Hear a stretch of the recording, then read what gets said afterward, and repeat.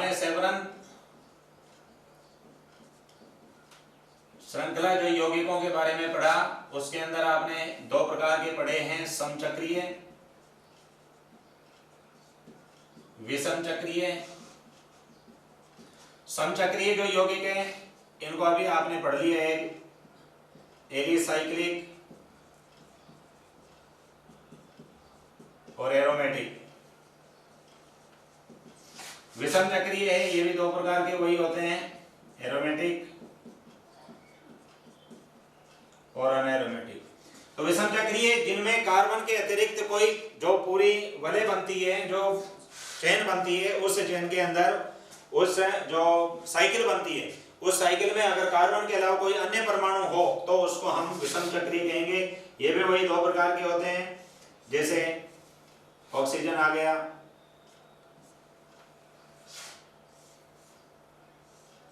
Sulphur आ गया, nitrogen आ गया,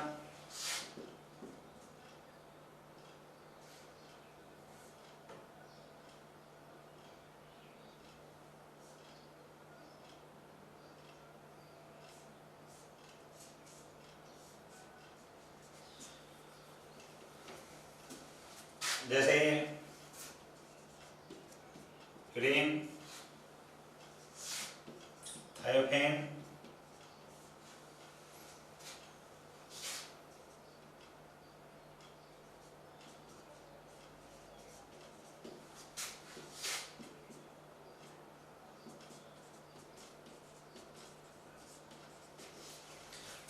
तो ये यौगिक विषम चक्रीय यौगिक है। एरोमेटिक अनएरोमेटिक है, वो प्रकृति हम वही चार बातें उस पर ध्यान देंगे। चार बातों के आधार पर हमें पकड़ना है कि एरोमेटिक है तो एरोमेटिक लिख देंगे, और अगर वो उन चार बातों का पालन नहीं करता है, चार में से किसी एक का भी पालन नहीं करता है, तो वो अनएरोमेटिक है। तो इस तरीके से हमने हाइड्रोकार्बन के बारे में, यानी कि कार्बनिक यौगिक जहां हम चर्चा करने जा रहे हैं, जो कार्बनिक कंपाउंड के बारे में हम पढ़ने जा रहे हैं, उन कार्बनिक कंपाउंडों में हमने जो मूल बात अभी तक हमने पढ़ी है वो हम अपने पॉइंट पर पढ़ चुके हैं। सबसे पहले हमने कार्बनिक यौगिकों की चर्चा की। कार्बनिक यौगिक बहुत अधिक संख्या में पाए जाते हैं। क्यों? पहला कार्बनिक यौगिक जो है कार्बनिक यौगिक से बनाया गया, पहला कार्बनिक यौगिक जो प्रयोगशाला में बनाया गया लेकिन अपने तत्वों से बनाया गया। जैव शक्ति सिद्धांत कार्बनिक यौगिक का जनक जो बर्जिलियस और वोलर ने उसके जैव शक्ति सिद्धांत का खंडन किया। इन बातों के बाद में हमने कार्बनिक और अकार्बनिक यौगिकों की तुलना की। तुलना के बाद में हमने पढ़ा कि कार्बनिक जो यौगिक होते हैं वो दो प्रकार के, दो भागों में उनको बांटा गया था, सेवरंत श्रृंखला वाले और विवृत श्रृंखला वाले।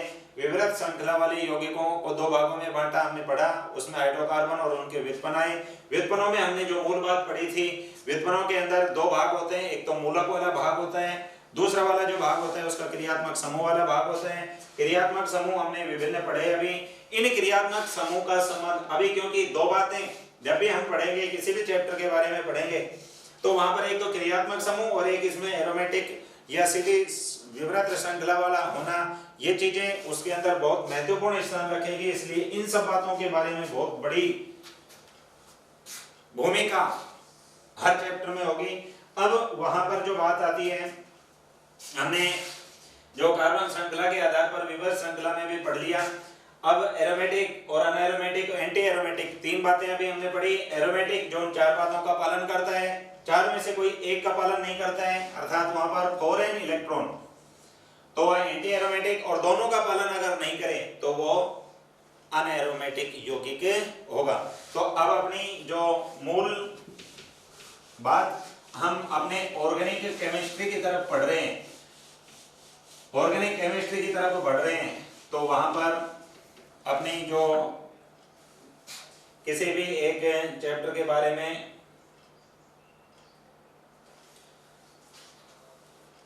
बात होगी तो यहाँ पर एक सामान्य बातें और हैं। अब शुरुआत होती है ऑर्गेनिक,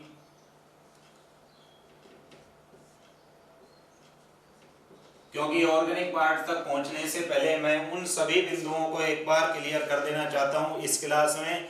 अगली जो क्लास होगी हम एक चैप्टर विशेष से जुड़ जाएंगे चाहे वो कौन सा भी हो, चाहे एल्वेरिन वाला हो, चाहे एल्कोहल ईथर फिनोल वाला हो, चाहे कार्बोक्सिलिक अम्ल एल्डिहाइड कीटोन वाला हो, किसी एक चैप्टर से हम सीधा जुड़ जाएंगे अगली क्लास के अंदर। तो इस क्लास में मैं उन सभी बातों तक पहुंचने का प्रयास कर रहा हूं ताकि हम उनमें से किसी भी एक चैप्टर तक पहुंच रहे हैं। अपनी जो अगली क्लास होगी उस क्लास में जो किसी चैप्टर विशेष एक स्पेशल जो पार्ट तक पहुंचने के लिए जो स्टेप हमने काम में लेने हैं उन सभी को मैं छूने का प्रयास एक बार इस क्लास में करूंगा। तो ऑर्गेनिक में इसमें सबसे पहली बात आती है कि जो कार्बन के अनुलग्न है, क्योंकि अनुलग्न प्रत्येक चैप्टर के अंदर हम नोमेनक्लेचर पढ़ते हैं, नामकरण। तो नामकरण करने के लिए हमें अनुलग्न के बारे में कार्बन की संख्या के आधार पर अनुलग्न के बारे में आना चाहिए। C1 है तो C1 के लिए मैथ, C2 के लिए एथ, C3 के लिए प्रोप, C4 के लिए ब्यूट, C5 के लिए पेंट, C6 के लिए हेक्स, C7 के लिए हेप्ट, C8 के लिए ऑक्ट, C9 के लिए नेम, C10 के लिए डेक, C11 के लिए अनडेक,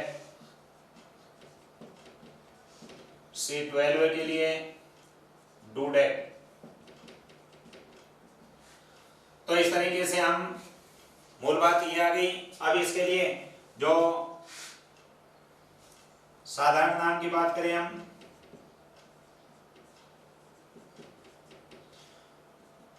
जहां कार्बन की संख्या 1 हो तो इसके लिए फॉर्मिल, कार्बन की संख्या 2 हो तो एथिल, कार्बन की संख्या 3 हो तो प्रोपियोन, कार्बन की संख्या 4 हो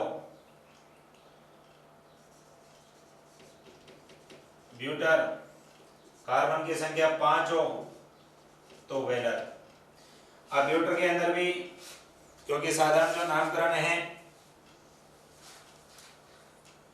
साधारण नामकरण के अंतर्गत हम पढ़ेंगे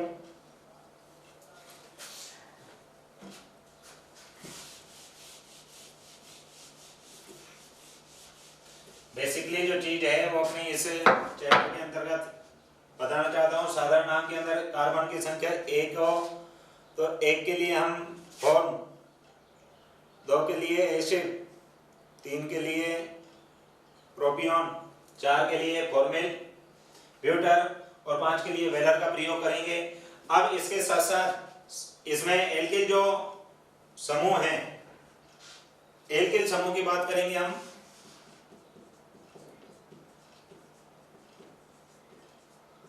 एल्किल समूह, अब देखो एल्किल समूह अगर आप, क्योंकि मैंने बताया था आपको एल्किल समूह का मतलब हाइड्रोकार्बन मूलक।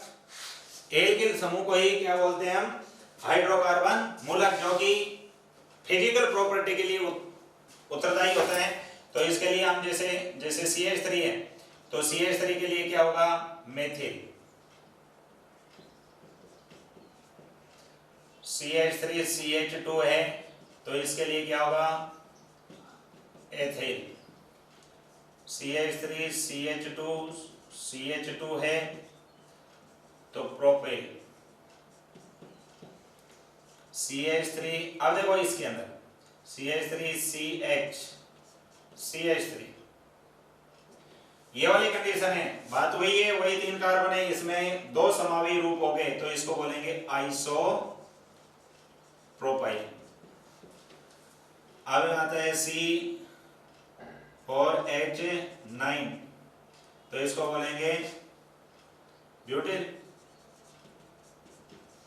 अब C4H9 में भी वही समावे कौन कौन से बनेंगे, CH3 CH2 CH2 CH, पहला, दूसरा बन गया CH3 CH2 CH CH3 दूसरा, तीसरा CH3 CH2 CH CH3, CH2। तीसरा और चौथा हो गया CH3 C CH3 CH3। ये 4 पार्ट हो गए। ये प्रत्येक हाइड्रोकार्बन में हमें इन चीजों को भी देखना है। इसमें जो सीधी श्रृंखला वाले हैं इसको बोलेंगे एन ब्यूट।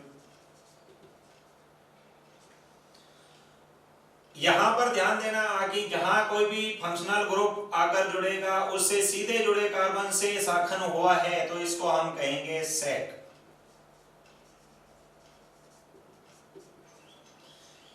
अगर पहली वाली को छोड़कर उससे अगली वाली जुड़ा हुआ है, यहां फंक्शनल ग्रुप आकर जुड़ जाए तो यहां पर ये कहलाएगा आइसो। और एक पर तीनों संयोजकताएं कार्बन की एल्किल समूह से जुड़ी हुई हो, कार्बन की 3 संयोजकताएं एल्किल समूह से संतुष्ट हो और एक फंक्शनल ग्रुप से हो तो इसको बोलते हैं टर्ट। टर्ट ब्यूटिल बोलेंगे। इसमें ये बात बहुत ध्यान देने की है। अब ध्यान देने की बात के साथ साथ अब जैसे C5 हो तो H11 तो इसको क्या बोलेंगे वेलरिक। तो इसमें पहला तो CH3 CH2 CH2 CH2 CH2 N pentyl, ये एन वेलरिक भी इसको बोल सकते हैं। कार्बनिक यौगिक जब कोई फंक्शनल ग्रुप विशेष आएगा तो वहां पर आ जाएगा। दूसरी CH3 CH2 CH CH2 CH CH3, यहां से वही फंक्शनल ग्रुप जहां जुड़ रहा है उस कार्बन से शाखन हुआ है तो इसमें क्या आएगा सेक पेंटिल। अगर उसको छोड़कर किसी से भी, जैसे यहां से ये कर दिया, ये 5 हो गए तो इसको आइसो।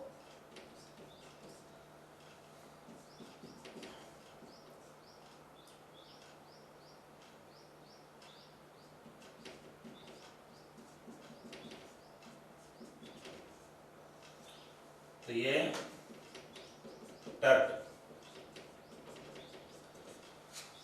तो इस तरीके से ये नामकरण के अंदर अपने लिए बहुत उपयोगी होंगे।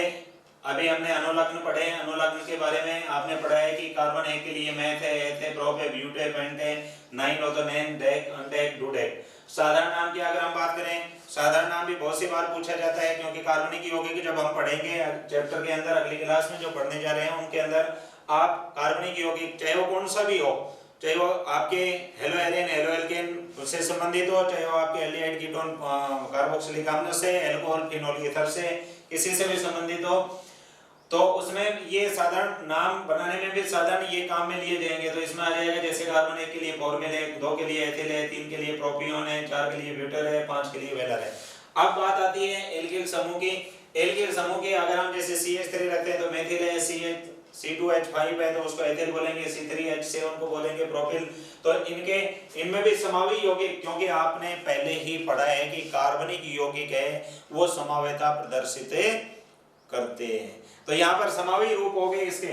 अब समावी में भी आप ध्यान देना कि कार्बन श्रृंखला, क्योंकि कार्बन श्रृंखला के अंदर अगर जैसे फंक्शनल ग्रुप इस पर जुड़ने वाला है तो यहां से ही अगर शाखन हुआ है तब तो ये सेक स्थिति कहलाएगी। और यदि यहां से शाखन नहीं हुआ है, इससे अगले वाले से शाखन हुआ है किसी से भी, तो इसको हम आइसो स्थिति बोलेंगे। एक कार्बन की तीनों संयोजकताएं एल्किल समूह द्वारा संतुष्ट हो तो इसको टर्ट स्थिति बोलेंगे। ये नामकरण के अंदर बहुत काम में आने वाली साधारण नाम में। बाकी के IUPAC नाम के अंदर हमें उस जहां से क्रियात्मक समूह नजदीक पड़ता है वहां से कार्बन श्रृंखला को 1 नंबर देना है। तो आगे उसी IUPAC पद्धति जो कि आपने पिछली कक्षाओं में भी पढ़ा है उसके अकॉर्डिंग उनके नामकरण करने हैं। तो नामकरण जो बात आती है उस नामकरण से पहले मैं क्रियात्मक समूह और उनके ए से क्लास में ही चर्चा कर देता हूं। क्रियात्मक समूह की जो बात है उसमें जैसे क्रियात्मक समूह कौन से हैं, क्योंकि अपने क्लास के अंदर क्रियात्मक समूह आने वाले हैं, उन्हीं का हमें निर्माण की विधि, रासायनिक गुण धर्म उन सभी का पढ़ना है। तो मुख्य जो बातें हैं बेसिकली अपने चैप्टर से जुड़ने के लिए, वो बेसिकली बातें आज इसे चैप्टर के अंदर रखी हैं। तो जैसे क्रम संख्या, क्रियात्मक समूह, साधारण सूत्र,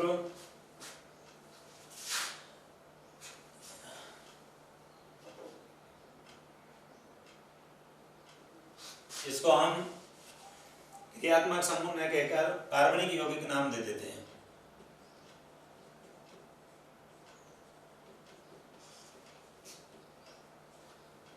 साधारण सूत्र,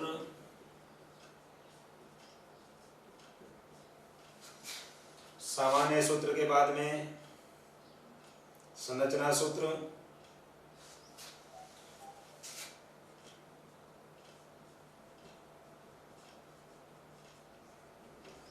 फिर यहाँ कह देंगे इसको क्रियात्मक समूह के रूप में क्या कहेंगे, क्रियात्मक समूह।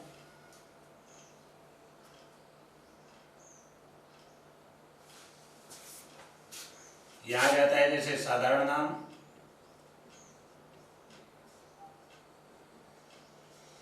यहाँ अनुलग्न और यहाँ IUPAC नाम।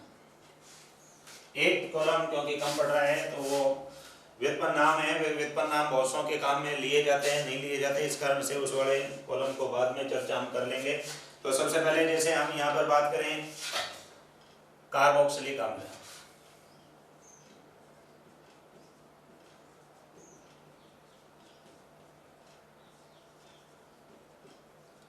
कार्बोक्सिलिक अम्ल का जो सामान्य सूत्र होगा, सामान्य सूत्र आपने एल्केन, एल्कीन, एल्काइन के बारे में भी पढ़ा होगा। तो इनका जो सामान्य सूत्र होता है CnH2nO2, सामान्य सूत्र CnH2nO2। और इनके संरचना सूत्र के बारे में अगर हम बात करें तो इस रूप में आ जाएगा, क्रियात्मक समूह के रूप में ओइक अम्ल,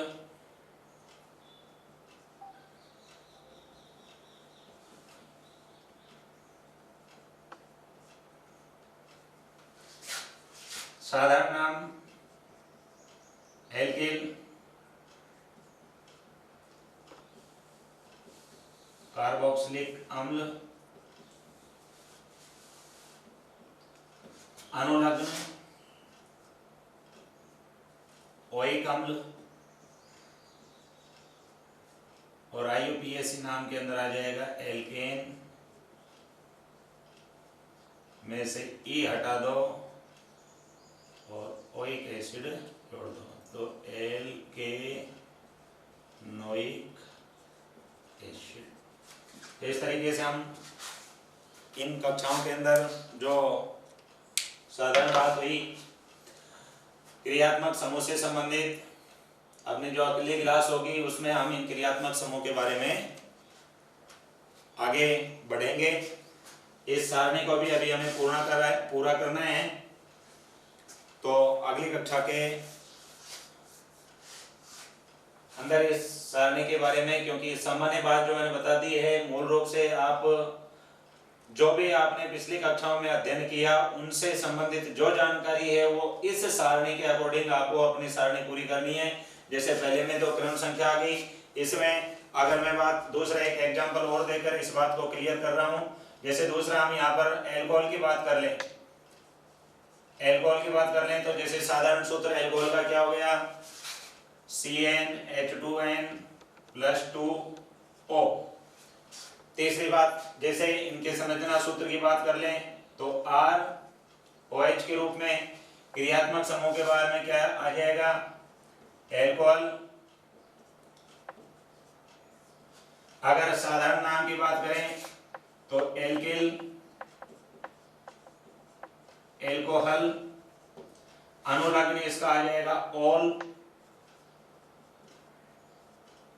और आईयूपीएसी नाम अगर हम यहाँ पर करें तो आईयूपीएसी नाम में वही एल्केन में से ई हटाया प्लस ऑल जोड़ा तो क्या बना एल्केनोल। तो आपने जो पिछली कक्षाओं के अंदर